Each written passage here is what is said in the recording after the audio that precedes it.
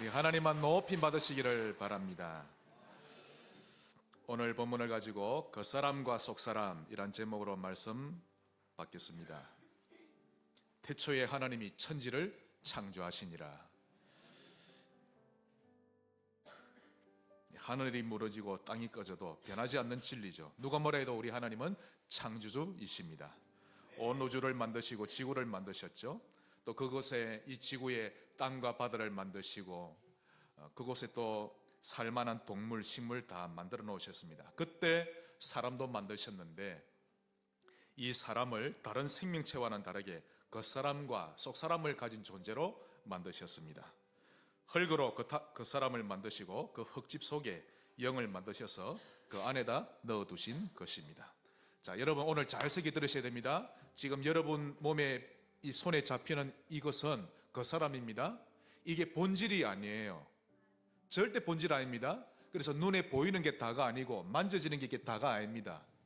그래서 겉사람 중심으로 살지 마시고 속사람 중심으로 살아야 합니다.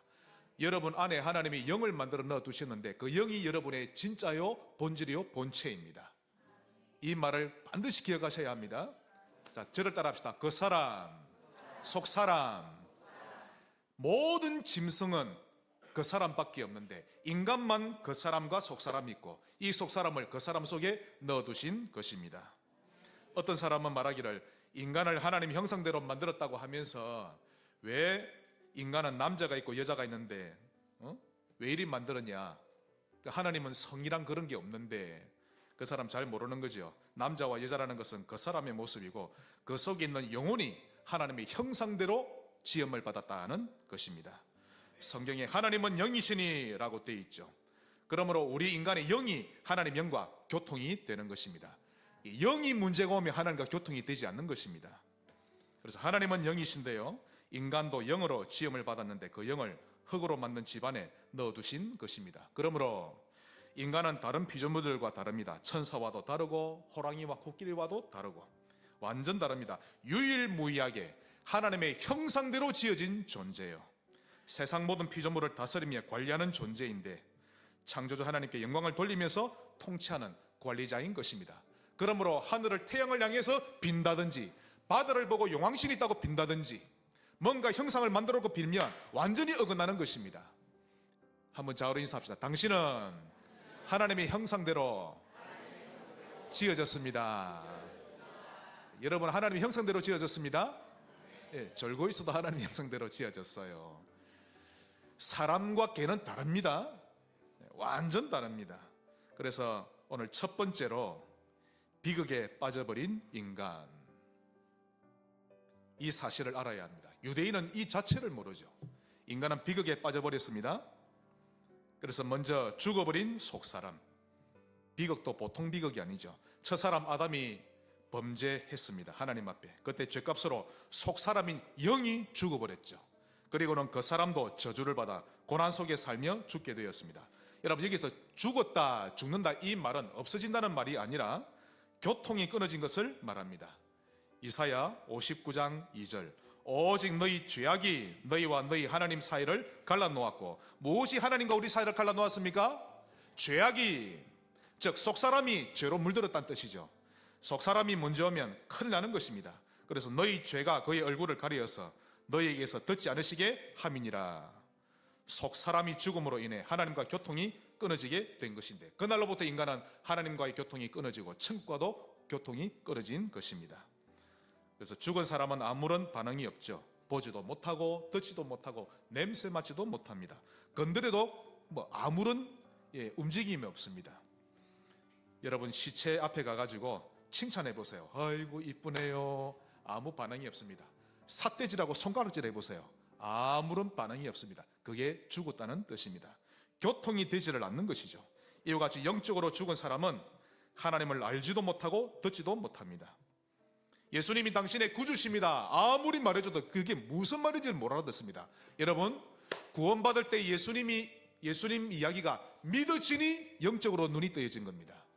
전적으로 하나님의 은혜입니다. 원래 불신자는, 예수 없는 사람은 아무리 복음을 들어도 못 알아듣습니다. 이게 구원받기로 작정된 자, 하나님의 은혜를 받은 자, 긍휼을 입은 자가 하나님의 은혜로 믿음이 생겨서 그게 믿어지는 것이지. 그러므로 여러분의 지각을 여사 믿어지게 된 것 감사하셔야 합니다. 그런데 구원받지 못한 사람 정말 모릅니다. 천국에 대한 비밀 전혀 모르는 거 있죠. 짐승들도 그러합니다. 짐승은 영혼이 없기 때문에 본능과 감각적으로만 살지 영적 세계에 대해서는 전혀 모르는 것입니다. 제가 지금까지 살아오면서 짐승이, 개나 고양이가 교회를 지었거나 절까 지었다는 소식을 한 번도 들은 적이 없습니다. 그들이 모여가지고 저 영혼을 살려야 될 건데 그렇게 말한 적이 없습니다. 포교 활동을 한 적도 없고요. 또 침팬지가 아무리 사람을 닮았다고 해도 침팬지는 영이 없기 때문에 눈에 보이는 육신적인 일만 할 뿐 눈에 보이지 않는 영적인 일은 하지 못하는 것입니다. 인간도 마찬가지입니다. 하나님의 형상과 모양대로 지어졌지만 그 영이, 즉 속사람이 죽었으므로 하나님과의 관계가 끊어져서 전혀 교통이 안 되는 것입니다. 하나님과 교통이 안 되는 신자가 제일 불쌍합니다. 그런 사람이 제일 불쌍하고, 여러분 옆에 있는 성도님 보십시오. 일주일 동안 기도를 많이 했는지 안 했는지 딱 보면 표가 납니다. 제발 기도 좀 하시기 바랍니다. 성도 여러분, 문제 생기면 입마요 티 놓지 말고 하나님 아버지 하면 끝날 끼인데, 진짜 하나님 아버지는 살아계신데 여러분 너무 많은 생각하지 마세요. 교회 와서 주장도 하지 마세요. 지금 이 시간도 하나님만 딱 바라보면 됩니다. 하나님께 예배 드리는 것이지 우리가 뭐 여기서 교양을 들으러 온 겁니까? 하나님, 살아계신 하나님 앞에 지금도 우리가 예배를 드리는 것입니다. 그런데 하나님과의 관계가 끊어지니 교통이 안 되는 거죠. 불신자에게 물어보세요. 하나님 대해 아는지. 구원의 길에 대해서도 물어보면 전혀 모릅니다. 이게 무슨 별나라 이야기인지 무슨 말인지 못 알아듣죠. 근본 문제, 즉 원죄도 모르니 당신은 구원받아야 합니다, 이 말 자체를 모릅니다. 유대인들 불쌍하죠.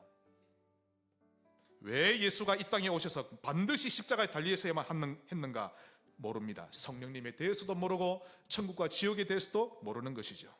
그러니 세상의 온갖 지식은 다 알아도 하늘나라에 대한 지식만큼은 모르는 것입니다. 고린도전서 2장 14절에 밝힙니다. 육에 속한 사람은, 즉 불신자는 하나님의 성령의 일들을 받지 아니하나니 이는 그것들이 그에게는 어리석게 보이며 또 그는 그것들을 알 수도 없나니 그러한 일은 영적으로 분별되기 때문이라. 그러므로 성령이 오셔서 우리 영혼을 살려주셔야 그제서야 천국 지식이 이해가 되고 깨달아지는 것입니다. 속사람이 죽어버렸죠. 그리고는 부패하고 썩어갑니다. 영적으로 죽었다는 것은 없어졌다는 것이 아니라 하나님과의 교제가 끊어진 것인데요, 그 결과 자연이 썩고 부패해져 가는 것입니다. 사람이 죽으면 시체를 집에 두지 않죠? 반드시 땅에 묻든지 화장을 해서 산이나 바다에 뿌리든지 합니다. 영적으로도 마찬가지입니다.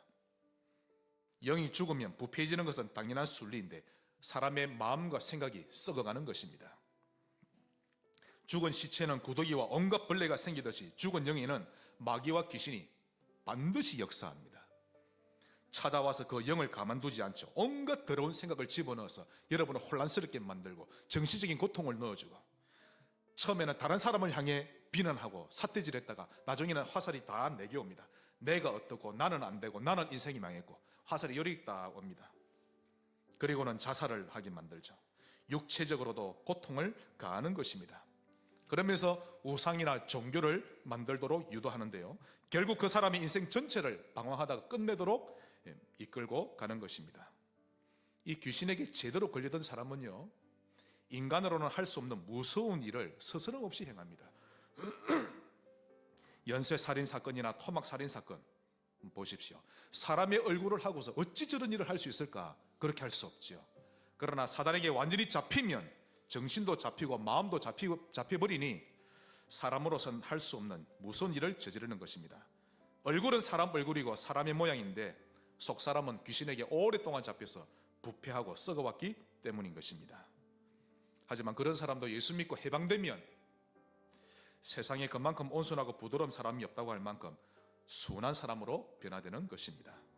이와 같이 사람은 하나님 말씀에 불순종할 때 그 사람과 속사람이 망가집니다. 집에 자꾸 문제가 생기는데 어쩌면 좋을까? 그때 말씀 앞에 서세요. 하나님 말씀에 혹 내가 불순종하는 부분이 있는지 없는지, 그것부터 살펴보는 것이 가장 올바른 문제 해결 방법인 것입니다. 지금 이 말이 우습게 들리면 그건 아직 한참 멀었습니다. 사람이 좀 부족해도 그래, 내가 하나님 말씀에 순종하지 못한 부분이 있었는가? 하나님은 분명히 나를 사랑하시고 완벽히 나를 인도하시는데 그러면 내가 하나님 앞에 서봐야 되겠다 라고 하는 것이 지혜로운 사람인 것입니다. 이런 사람은 누가 뭐라 해도 성령의 사람임이 틀림없죠.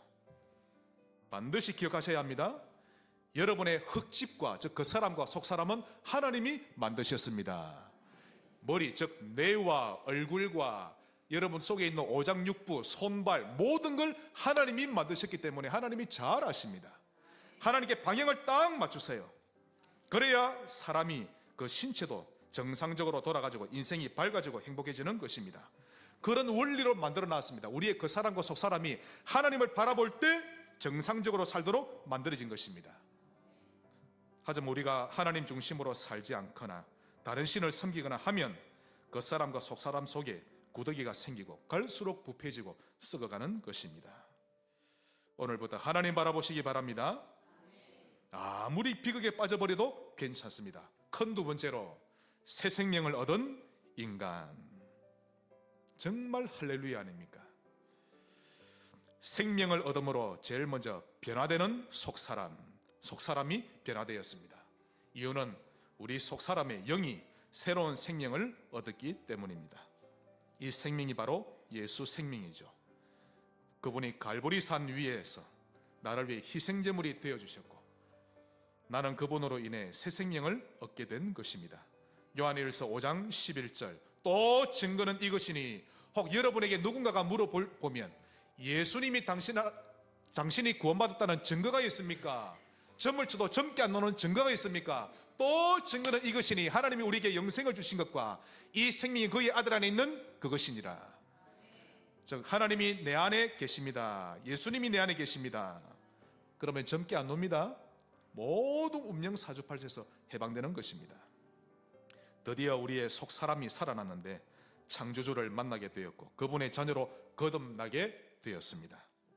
죽은 시체가 드디어 꿈틀거리니 다시 살아난 것처럼 죽었던 영이 속사람이 빛을 받고 새로 살아나게 된 것입니다. 안 보이던 하나님 은혜가 보이기 시작합니다. 그렇지요. 저는 하나님의 은혜를 모르고 살았는데 하나님이 나를 사랑하사 믿음을 선물로 주시고 구원받게 되자 하나님 은혜가 보이고 들리지 않던 하나님의 음성이 들리기 시작하고 전에는 천국 비밀이 아무리 말해도 무슨 말인지 못 알아들었는데 깨달아지기 시작하는데요. 성경을 읽기만 하면 감동 속에 들어갑니다. 얼마나 감사한지.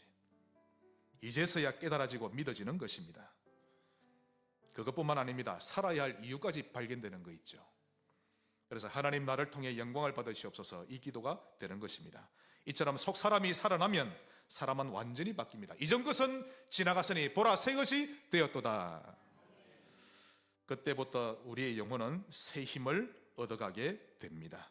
이사야 53장 5절 중간에 보시면 그가 징계를 받음으로 우리가 평화를 누리고 평화가 없던 인생인데 주님이 대신 죄인이라는 징계를 받으심으로 죄인이 아니신데 우리의 모든 죄를 짊어지고 징계를 받으심으로 우리는 평화를 누립니다. 평안을 뺏기시면 안 됩니다. 반드시 찾아 누리셔야 합니다. 예수님이 십자가를 지신 것은 우리에게 평강을 주기 위해 지신 것입니다. 로마서 15장 33절 평강의 하나님께서 너희 모든 사람과 함께 계실지어다. 아멘. 데살로니가후서 3장 16절 평강의 주께서 보십시오. 평강의 하나님께서 평강의 주께서 우리 하나님은 평강의 하나님이십니다. 그러니 하나님을 바라봐야 되겠죠. 평강의 주께서 친히 때마다 일마다 너희에게 평강 주시고 주께서 너희 모든 사람과 함께 하시기를 원하노라. 저의 소원입니다. 여러분에게 이 평강이 넘쳐나기를 바랍니다. 이 평강을 체험할 줄 알아야 하는 것입니다. 이 평강은 예수님 안에 있는 것입니다. 요한복음 14장 27절 평안을 너희에게 끼치노니 곧 나의 평안을 너희에게 주노라. 누구의 평안입니까? 예수님의 평안, 나의 평안을 너희에게 주노라. 내가 너희에게 주는 것은 세상이 주는 것과 같지 아니하니라. 너희는 마음에 근심하지도 말고 두려워하지도 말라. 그러니 마음이 힘들 때 다른 데서 힘을 얻으려 하지 말고 예수 그리스도께 더 올인하시기를 바랍니다. 그래서 문제 위기 갈등 오면 더 찬양하고 더 감사하고 더 기도 속에 들어가고 더 예수 이름을 부르는 것입니다. 까짓 것 사단을 보고 들으라고, 내 영혼아 들으라고, 문제가 오면 더 하나님을 찬양하는 것입니다. 더 정시기도 하고 더 감사 많이 하고 더 예배에 올인하는 것이죠. 그러면 됩니다. 여러분의 속사람이 힘을 얻어야 합니다. 그것이 문제 해결의 정석이죠. 이사야 40장 31절 오직 여호와를 앙망하는 자는 새 힘을 얻으리니. 이렇게 속사람이 힘을 얻으면 끝나는 것입니다. 자, 속사람이 변화되고 새 힘을 얻어가면요, 덩달아 하나님은 그 사람도 힘을 얻게 하십니다. 다시 이사야 53장 5절을 보시면 끝부분에 그가 채찍에 맞음으로 우리는 나음을 받았도다. 믿으시기를 바랍니다. 십자가에서 우리 질병 문제도 이미 해결하셨습니다. 지금 우리에게 있는 연약함은 하나님이 영광을 받으실 것입니다. 그래서 시간표가 되면 낫게 하실 것이고, 아니면 하나님께 또 영광을 돌리면 되는 것이고, 인간의 육체는 하나님이 주시는 힘을 얻을 때 상상할 수 없을 만큼의 놀라운 일이 일어납니다. 그래서 힘을 얻으셔야 합니다. 하나님이 기적적인 방법으로 병을 고쳐주기도 하시지만 그보다 우리 속사람이 하나님을 바라고 또 바라볼 때 우리 육신이 힘을 얻는 것입니다. 뇌와 신경계, 소화계, 혈관까지 놀라운 치유가 일어나죠. 이것을 과학자들이 밝혔습니다. 호르몬 중에 행복 호르몬이라는 별명을 가진 것이 세로토닌입니다. 지휘자라는 별명이 있죠. 기분을 안정시키고 행복감을 더해주는 물질입니다. 그래서 평소에 신경질적이고 불안에 떠는 사람에게 이 호르몬을 투여하면 사람이 안정적으로 변합니다. 과학자가 실험하는 걸 봤거든요. 뇌에다가 그 물질을 길다란 주사에 딱 넣는데요, 이 사람이 굉장히 안정적인 사람으로 바뀌어집니다. 이게 사람이 평안함을 누릴 때 특히 이게 쑥 이렇게 솟아납니다. 또 옥시토신이라는 게 있는데요, 이건 사랑의 호르몬이라고 불리우는 물질입니다. 누군가와 포옹하거나 애정을 나눌 때, 사랑할 때 많이 분비되는 물질입니다. 그래서 인간관계를 돈독하게 만드는 일에 아주 큰 역할을 하죠. 어린 시절에 사랑을 받지 못한 사람은 옥시토신이 부족한데요, 그래서 그런 사람은 인간관계 맺을 때 좀 사람에게 집착하려는 경향이 있고 애정 표현을 좀 심할 정도로 많이 요구하기도 하는데, 이 호르몬이 부족하기 때문에 그런 것입니다. 또 호르몬 중에 가장 강력한 호르몬이 있는데 그것이 엔돌핀입니다. 잘 아시죠? 이것은 운동할 때, 또 크게 사람이 웃을 때 많이 분비됩니다. 이것은 세로토닌과 옥시토신보다 비교가 안 될 만큼 그 힘이 강하다고 합니다. 이건 너무 강력해서 진통 완화제로 또 항암 작용에 쓰이기도 합니다. 그런데 이 엔돌핀보다 4,000배 넘게 강력한 호르몬이 있는데 그것이 바로 다이돌핀입니다. 한번 제가 설교했었죠? 이 다이돌핀은 인간이 감동을 받거나 큰 깨달음을 얻었을 때 발생하는 물질입니다. 특히 진정으로 감사함을 느낄 때, 그때 가장 많이 분비된다고 합니다. 이걸 과학자들이 실험했는데요, 특히 종교인들을 대상으로 실험해 본 결과 그 어떤 종교인들보다 기독교인들에게 압도적으로 많이 생성되고 있다는 것이 밝혀졌습니다. 이유는 본질이신 창조주를 만났기 때문이죠. 그러므로 우리는 그냥 구원받은 것에 감사하고 해방받은 것에 감사할 뿐인데, 우리가 알게 모르게 우리 속에서는요, 이런 좋은 호르몬들이 쭉쭉 분출되고 있었던 것입니다. 다시 말해서 하나님은 속사람만 구원하신 것이 아니라 겉사람까지도 구원해 내시는 것입니다. 그러므로 데살로니가전서 5장 16절로 18절 항상 기뻐하라, 쉬지 말고 기도하라, 범사에 감사하라, 이것이 그리스도 예수 안에서 너희를 향하신 하나님의 뜻이니라. 우리의 속사람이 이렇게 되는 것이 하나님의 뜻입니다. 스바냐 3장 14절 시온에 따라 즉 언약의 백성아 노래할지어다, 이스라엘아 기쁘게 부를지어다, 예루살렘 따라 전심으로 기뻐하며 즐거워할지어다. 이 말씀의 배경을 아셔야 합니다. 여러분, 지금 전혀 그럴 상황이 아니거든요. 이 말씀은 사실상 남유다 마지막 왕인 요시야 왕 때 하나님이 스바냐에게 주신 말씀인데요, 머지않아 바벨론이 이제 점령하러 올 것인데 머지않아 멸망당하기 이제 일보 직전인 때입니다. 그 당시에 많은 왕들이 하나님을 버리고 우상을 섬겼는데 이 요시야 왕만큼은 다윗과 히스기야처럼 하나님을 섬기려고 애를 썼던 왕입니다. 그러니 하나님이 한 번 더 기회를 줘야 되겠다. 그리고는 그들에게 스바냐를 통해 말씀하셨던 것이죠. 즉, 내 백성 이스라엘아, 정신 차려야 한다. 내가 머지않아 땅 위에 모든 것을 멸할 것인데, 이게 스바냐 1장에 나옵니다. 내가 머지않아 이 땅과 세상을 멸할 것인데 너희들도 같은 고통을 당할 것이다. 하지만 나는 너희들의 편이다. 그러니 너희들은 정신을 차려야 한다. 지금은 노래할 분위기가 아니겠지만 노래할지어다, 기쁘게 부를지어다, 전심으로 기뻐하며 즐거워할지어다 라고 하나님이 명령하셨습니다. 감사하시기 바랍니다. 그러면서 17절에 하나님이 끝을 맺으면서 너희 하나님 여호와가 너희 가운데 계시니 나는 너희들의 편이니 그는 구원을 베푸실 전능자시라. 그가 너로 말미암아 기쁨을 이기지 못하시며 너를 잠잠히 사랑하시며 너로 말미암아 즐거이 부르며 기뻐하시리라 하리라. 신자는 기뻐해야 합니다. 우리가 기뻐하지 않고 감사하지 않으면 누가 기뻐하고 감사합니까? 우상 앞에 절하는 자가 감사해야 되나요? 신자가 감사하지 않으면 이 세상에 감사할 자가 없는 것입니다. 여러분의 속사람이 힘을 얻으며 살아가시기를 바랍니다. 마지막 큰 세 번째로, 자, 우리의 속사람이 살아나고 그 사람도 힘을 얻는데 마지막 세 번째로 착각하지 말아야 합니다. 먼저 성도는 어떤 존재입니까? 보배 가진 존재입니다. 자어로 인사합시다. 당신 속에 보배가 있습니다.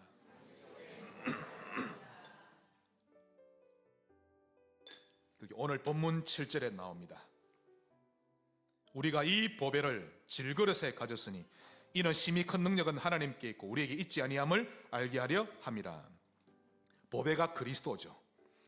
즉, 보배를 가졌는데 모든 능력은 하나님께 있는 것이지 우리에게 있지 아니하다라는 말씀인데요, 어떤 이는 인생을 20년만 살다 가는 사람이 있고 어떤 이는 90년을 살다 가는 사람이 있는데 그 모든 인생을 살아갈 힘과 능력은 우리에게 있다고 착각하지 말아야 하는 것입니다.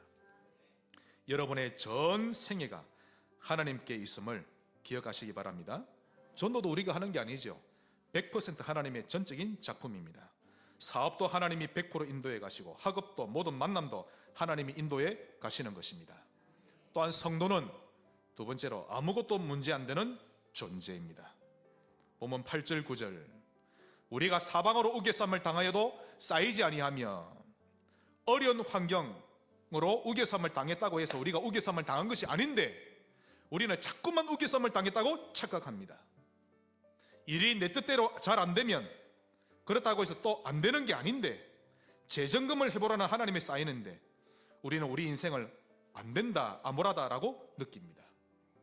답답한 일을 당하여도 낙심하지 말아야 하는데 낙심해버리고, 박해를 받아도 버림받지 않는데 난 버림받았다라고 여기고, 구레뜨림을 당해도 망하지 않는데 나는 망했다라고 착각합니다. 이놈의 착각은 커트라인이 없는지, 아무리 커트라인이 없어도 한도 끝도 없는 거 있죠. 끝도 없이 착각하고 혼자 북치고 장구치고 다 합니다. 혼자 문제내고 혼자 답하고, 성경도 필요 없고 하나님도 전혀 필요 없고 그렇게 사는 것입니다. 기분 따라 살고 기분대로 판단하고 결국 가장 큰 피해를 보는 자는 그 자녀인 것입니다. 오늘부터 이런 착각의 인생을 멈추고 새로운 출발하시기를 주 예수 이름으로 축원합니다. 착각만 하지 않아도 거뜬히 승리합니다. 승리하고도 남죠. 그러나 99.9%의 사람들이 다 자기 생각대로 판단하고 결정해서 무너지는 것이지, 우리 속사람 속에 들어와 계신 보배이신 예수님께 집중하면 언제나 승리를 하는 것입니다. 너무 계산하지 마세요, 여러분. 사람을 두고도 평가도 하지 말고 상처도 받지 말고, 해도 잠시만 불평하고 또 하나님을 바라보는 것입니다. 하나님께 답이 있습니다. 하나님을 바라보지 않으면 답이 없습니다. 그 증거가 있습니다. 다윗에게는 아무것도 문제가 안 됐죠. 웬고하니 헤롯이 자기를 죽이려고 오는데, 해코지 한 것도 아닌데 몇 천명의 군사를 거느리고 옵니다. 그때 다윗이 여호와는 나의 목자시니 내게 부족함이 없으리로다. 끝입니다. 그러면 하나님 앞에 서면 끝이죠. 그가 나를 푸른 풀밭에 누이시며 쉴만한 물가로 인도하시는도다. 내 영혼을 소생시키시고 자기 이름을 위하여 의의 길로 나를 인도하시는도다. 나를 원수의 목전에서 내게 잔치상을 차려주십니다. 나를 향한 하나님의 인자하심이 영원하십니다. 그래서 신자는 아무것도 문제 안 되는 존재입니다. 착각하지 마시기 바랍니다. 그래서 신자는 낙심하지 않습니다. 그게 오늘 본문에 나옵니다. 16절. 그러므로 우리가 낙심하지 아니하노니. 왜요? 사망으로 우기삼을 당하지 않으니까, 망하지 않으니까, 버림받지 않으니까 우리가 낙심하지 아니하노니 우리의 겉사람은 낡아지나 우리의 속사람은 날로 새로워지도다. 이 우리의 흙집은 세월이 흐를수록 낡아집니다. 그러나 속사람은 날로 새로워지고 반짝이는 것입니다. 겉사람이 늙어갈수록 은혜를 더 많이 받으시기 바랍니다. 여러분, 젊은 사람이 은혜 받은 거하고 늙은 사람이 은혜 받은 모습은요, 비교가 안 됩니다. 이 사람이 나이가 들면 주름이 많이 들고 머리는 하얘져 가지만 그가 은혜를 받으면요, 얼마나 그 모습이 아름답고 광채가 나는지 모릅니다. 맞지요? 어떤 목사님 봤는데요, 머리가 하얀데 은혜를 누리는 분입니다. 그냥 그분에게 꼭 안기고 싶은 거 있죠. 뭐 로션 때문에 반짝이는 게 아니라 얼굴이 얼마나 반짝반짝하고 아름답게 보이든지. 그런 분 옆에 가면요, 하나님 향기가 나고 창조주의 기운이 느껴집니다. 그런 할아버지와 할머니를 둔 자녀들은 진실로 복을 받은 자들인 것입니다. 저희 아버지가 그러했습니다. 오랜 세월 동안 7남매 먹여 살리시려고 온갖 힘을 다하셨는데 뼈 마디가 성할 날이 없었죠. 결국 60이 넘으니까요, 흙집이 고장나기 시작하셨는데 여기저기서 삐걱거리는 소리가 나기 시작했습니다. 그럼에도 불구하고 그분의 속사람은 반짝이셨습니다.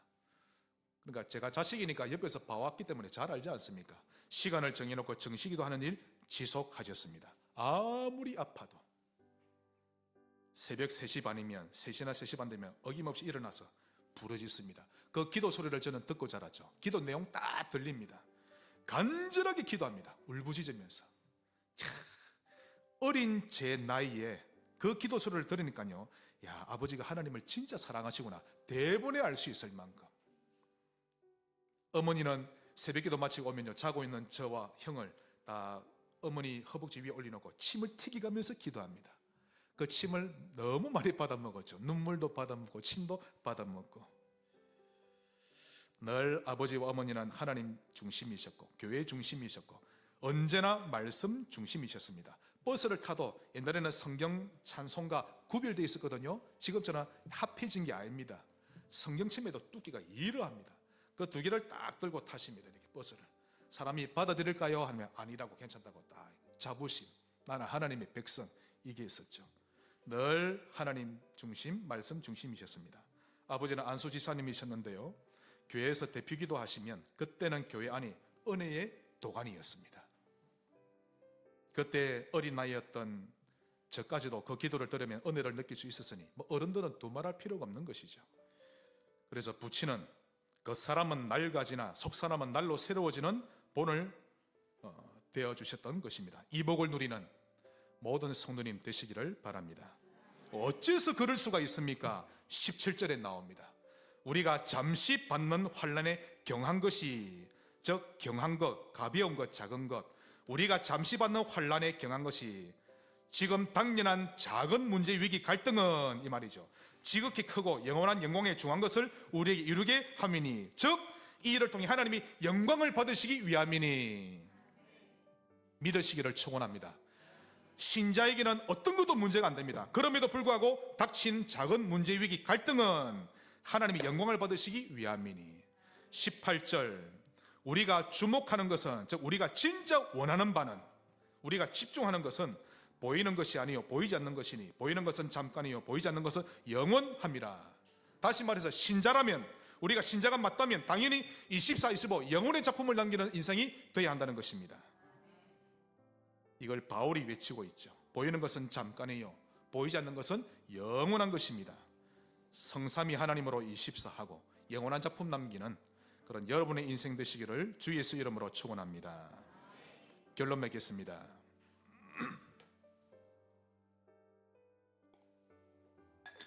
남아프리카에서 전쟁 중에 한 병사가 죄를 짓고 법정에 서게 되었습니다. 결국 유죄 판결을 받았죠. 그 죄명이 낙담시키는 자였습니다. 조사해 보니까 이 군인이 군인들 사이를 다니면서 적이 얼마나 대단하고 강한지, 또 우리는 비교조차 할 수 없을 만큼 얼마나 약한지 그걸 계속 말하고 다니는 거 있죠. 심지어는 이 도시는 필시 점령당할 것이다 라고 그런 말로 이 군인들을 낙담시키고 사기를 떨어뜨린 것인데, 그는 총을 사용하지 않았지만 군인들 마음과 생각에 절망과 좌절이라는 총을 쏘고 있었던 것입니다. 그러니 싸우기도 전에 이미 패배의식에 잡히게 만들어버렸죠. 이 패배의식이 속사람의 병 중에 가장 큰 병입니다. 마음의 병 중에 제일 큰 병이 패배의식이죠. 나는 안 돼, 절망, 낙심. 하나님이 뻔히 살아계신데, 하나님 백성인데. 다시 말하면 문제 왔다고 망하지 않는데 망한다, 너는 버림받았다, 이렇게 말하는 거죠. 그래서 판사는 그 어떤 죄보다도 가장 큰 죄다라고 판결을 내렸던 것입니다. 사람이 낙담하거나 좌절하게 되면 모든 의지가 죽어버리는데요, 이래 되면 결코 창조적이거나 생산적인 생각을 해내지 못하고 그저 포기한 채 살아가게 됩니다. 그때부터는 이불이 친구가 되고 등이 방바닥하고 딱 붙어버립니다. 방 안에 갇혀서 계속 생각 속에 들어갑니다. 그때 말씀 속에 들어가세요. 하나님이 나에게 뭐라고 말씀하시는지에 귀를 기울여야 하는 것입니다. 낙담하지 마시기를 바랍니다. 일어서셔야 합니다. 그런데 이 병사처럼 계속 낙담시키는데요, 마귀가 이 일을 똑같이 합니다. 즉 마귀가 하는 짓이죠. 사람들 마음속에 좌절과 낙심으로 꽉 들어차게 하는데 결국 포기하고 회피하게 만드는 것입니다. 자신을 갱신하거나 조금이라도 고쳐보려고 하지 않고 오로지 피해 다니기만 하는 것입니다. 이것이 반복이 되고 습관이 되고 결국에는 일상이 되어버립니다. 그러다 보면 세월이 어느 날 이렇게 쑥쑥 지나갑니다. 나중에는 흰머리 날 때까지 그렇게 하죠. 그런 모습을 자녀들도 똑같이 나중에 그렇게 하게 되는 것입니다. 이게 제일 큰 문제입니다. 이 일에 100% 마귀가 개입되어 있는 것입니다. 그러므로 여러분이 낙심되고 좌절될 때 사단이 100% 틈탔다라고 여기시고 싸우시기 바랍니다. 더 많이 감사하고 더 많이 찬양하고 더 많이 하나님을 바라보는 것입니다. 그래서 바울은 말합니다. 나는 복음 24 하고 싶고 하나님 24 하고 싶은데 그게 잘 안 된다. 나는 하나님 뜻대로 살고 싶고 하나님 나라 위에 살고 싶은데 왜 나는 자꾸 못난 짓을 하며 살아갈까? 그때 바울이 말합니다. 로마서 7장 18절로 20절. 자, 바울의 한탄입니다. 내 속 곧 내 육신에 선한 것이 거하지 아니하는 줄을 아노니 원함은 내게 있으나 선을 행하는 것은 없노라. 내가 원하는 바 선은 행하지 아니하고 도리어 원하지 아니하는 바 악을 행하는도다. 만일 내가 원하지 아니하는 그것을 하면 이를 행하는 자는 내가 아니요 내 속에 거하는 죄니라. 그래서 22절로 23절. 내 속사람으로는 하나님의 법을 즐거워하지만 내 지체 속에서 한 다른 법이 내 마음의 법과 싸워. 여러분은 평생을 싸우셔야 합니다. 그래서 내 지체 속에 있는 죄의 법으로 나를 사로잡고 오는 것을 보는도다. 그래서 낙심하지 말고 내 속에 있는 다른 법이, 죄의 법이 나의 선한 법과 자꾸 싸우고 있는 거구나, 그렇게 여기셔야 합니다. 자신을 미워하지 마시기 바랍니다. 내 속에 또 다른 나의 자아가 있는 것입니다. 이 두 자아가 계속 싸우는 것이죠. 그래서 이 죄의 법으로 나를 사로잡아 오는 것을 보는도다. 그러면서 탄식합니다. 24절에 오라 나는 곤고한 사람이로다. 이 사망의 몸에서 누가 나를 건져내랴. 이렇게 처음에는 고통 속에 고뇌하던 사도 바울이 결국 나중에는 승리하는 비밀을 발견하게 됩니다. 그것이 빌립보서 4장 6, 7절입니다. 이제부터 아무것도 염려하지 말고 다만 모든 일에 기도와 간구로 너희 구할 것을 감사함으로 하나님께 아뢰라. 그리하면 모든 지각에 뛰어난 하나님의 평강이 그리스도 예수 안에서 너희 마음과 생각을 지키시리라. 그러므로 결론 첫 번째로 모든 일에 기도와 간구를 하십시다. 모든 일에 기도와 간구를 하는 것입니다. 문제만 생기면 하나님 아버지 하는 것입니다. 다시 말해서 인정하는 기도를 드리는 것입니다. 욥처럼 하나님을 인정하세요. 뭘 인정하란 말입니까? 하나님의 주권을 인정하고 하나님이 다 알고 계심을 인정하는 것입니다. 욥기 1장 21절 22절. 완전히 망했을 때죠. 이르되 내가 모태에서 알몸으로 나와 싸운즉 또한 알몸으로 그리로 돌아가올지라. 주신 이도 여호와시요 거두신 이도 여호와시오니 여호와의 이름이 찬송을 받으실지니이다 하고 이 모든 일에 욥이 범죄하지 아니하고 하나님을 향하여 원망하지 아니하니라. 인정할 줄 아는 것이 응답의 시작입니다. 그래서 23장 10절에 그러나 내가 가는 길을 그가 아시나니 그가 나를 단련하신 후에는 내가 순금같이 되어 나오리라. 여러분의 길까지도 하나님께 맡기는 그런 신자 되시기 바랍니다. 이것이 인정하는 기도입니다. 주신 이도 여호와시요 취하신 이도 여호와시요. 하나님의 주권을 인정하고 나의 걸어갈 여정도 인정하는 것입니다. 두 번째로 감사 기도를 드립시다. 기도는 하는데 인정하는 기도를 하고, 두 번째로 감사하는 기도. 첫 번째 무슨 기도요? 인정하는 기도. 욥처럼 하나님이 여러분을 다 아십니다. 여러분을 사랑하시고 완벽하게 인도하십니다. 날아가는 참새도 하나님의 계획 가운데 이루어지고, 머리에서 머리카락 하나 떨어지는 것도 하나님의 계획 가운데 이루어집니다. 하물며 여러분에게 있는 모든 문제 사건은 하나님의 손안에 있는 것입니다. 하나님을 인정하고, 두 번째로 감사 기도를 해야 합니다. 그래서 너희 구할 것을 감사함으로 하나님께 아뢰라. 그리하면 너희 마음과 생각을 지키시리라. 너희의 속사람을 지키시리라, 이 말이죠. 감옥 안에서 바울이 했던 고백인데, 속사람을 지키지 못하면 다 허사인 것입니다. 감사가 속사람을 지키는 비밀 중에 비밀이라는 것이죠. 시편 107편 1절 여호와께 감사하라. 그는 선하시며 그 인자심이 영원함이로다. 착각하지 않고 감사하는 신자, 행복한 신자, 기뻐하고 즐거워하는 신자로 살아가시기를 주 예수 이름으로 축원합니다. 하나님 감사합니다. 우리 질그릇 속에 보배를 담게 하시니 감사합니다. 착각하지 않게 하시고 속사람이 날로 새로워져가는 응답 누리게 하옵소서. 예수님 이름으로 기도합니다.